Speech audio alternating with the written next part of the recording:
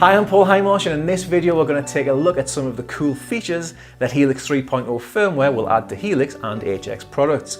Now this is a significant update that not only adds a whole collection of new models, but it also adds some great new workflow options and some powerful new performance possibilities.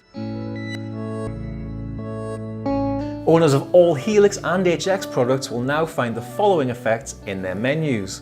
5 polyphonic pitch effects, 5 new distortions including 3 new fuzz models, 2 new delays, a new dynamic gate, a shuffling looper, an acoustic simulator to make your electric guitar sound more like an acoustic, and a stereo imager. For Helix and HX Stomp users, there are also 3 new amp models and 2 new cab models.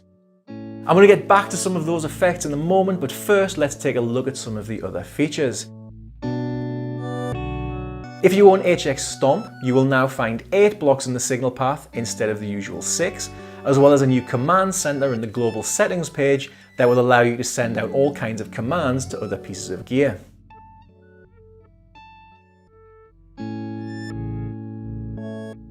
If you own a Helix Floor, Rack or LT, you now have the option of true preset spillover. Now this has been one of the most requested features since day one, but it's really hard to do and it does come with a price.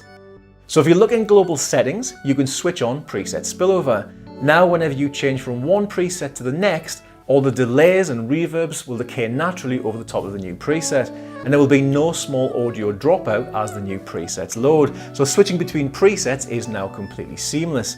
In order to do this, Helix needs to briefly run 2 presets at the same time, and it's going to do this by allocating the second signal path. So if we look at the home screen, we see that the second path is removed when you turn on preset spillover. This feature will be invaluable to some Helix users, but others may want the flexibility of having 2 signal paths. But now you have the choice, and there's always a shortcut, which is you hold action and press home to toggle in and out of spillover mode. Helix 3.0 adds favorites and user defaults for all users. So if, like most of us, you find yourself programming presets and regularly using the same amp and effect settings, you will now find these new features really helpful. Dial in your favorite amp or effect settings, then from the home page press action and choose add to favorites or user defaults.